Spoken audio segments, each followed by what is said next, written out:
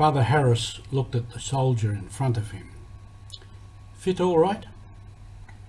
As good as the rest of me. Well, you can think of me in my sand shoes every time they pinch you, and especially when you get back to Australia for a new pair of boots. That soldier has never forgotten. Welcome to Mission Alive. This is Roger coming from the MSC Mission Office. I spoke of Ted Harris. You may have heard of him. He's an MSC priest. He was up in New Britain in Papua New Guinea at the time of the Japanese invasion. We spoke of Mary and her answer to the angel, "Behold, I am the handmaid of the Lord, let what you have said be done to me." And that is the basis of our vocation and of our mission. And we say yes to what the Lord is asking. Ted Harris did that.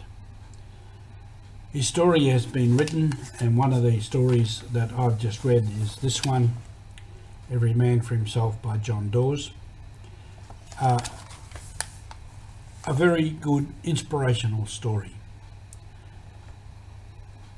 He became a priest and he went to New Britain and he pestered the bishop until he was given a station out in the bush. And he was given the station of Mal on the south coast of New Britain. And it involved all the works of the mission in the early days of the mission. Walking up the hills into the villages, swimming the rivers, down the coast, boats, all of that.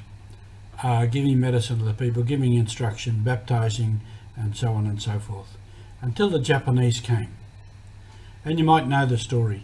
Many of the soldiers escaped from the Japanese and headed across the land to try and reach the south coast to see if they could then get some way to Port Moresby.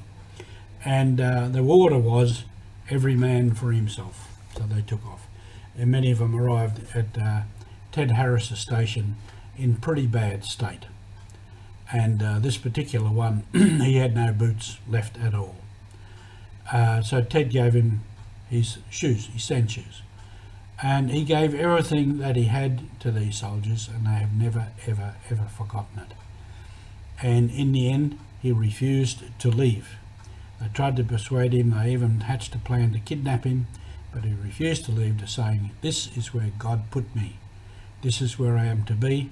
This is where I am to stay with my people, to evangelize them, and also to hold them together in this time of great uncertainty of the war."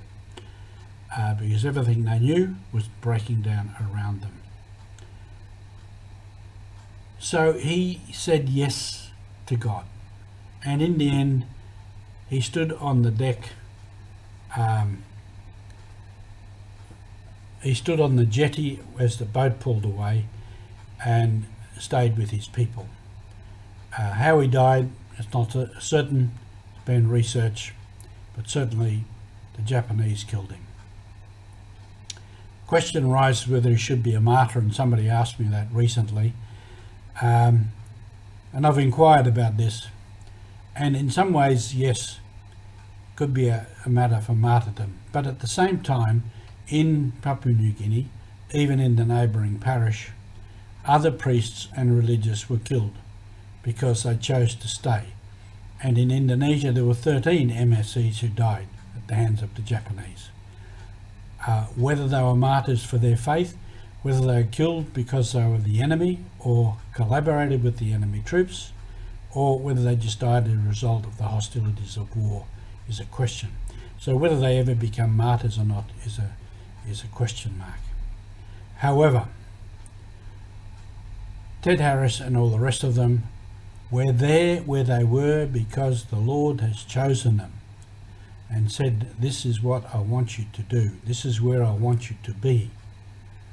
And when those soldiers came out of the bush, Ted Harris could do nothing else but help them. What sort of a man would he be, let alone a priest and a Christian? And he stayed where he had been put to evangelize the people there. Presently, a young man from there, a priest, an MSC priest in Papua New Guinea, he and his people want to erect a monument to Ted Harris on that spot where he left. This is certainly a case of mission alive in the time of Ted Harris, and in the time now in the people who still remember him. The mission goes ahead. Thank you.